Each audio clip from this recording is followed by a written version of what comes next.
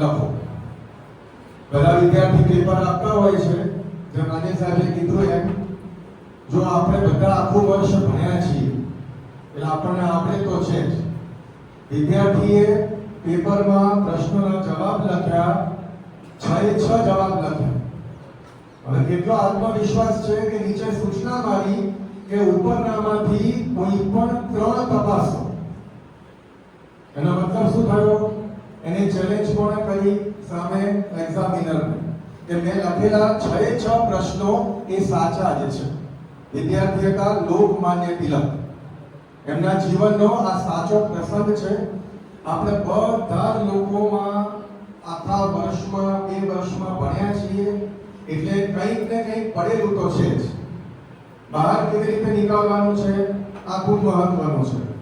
આ હુનર આપણું બહાર નીકળશે તો આપણે પરીક્ષામાં ખૂબ સારું પરિણામ લાવી શકીશું. તો આ પરિણામ લાવવા માટે પણ ધ્યાનમાં શું રાખવાનું છે? તો કેટલીક નાની નાની વસ્તુઓ છે. તો એ નાની નાની વસ્તુઓ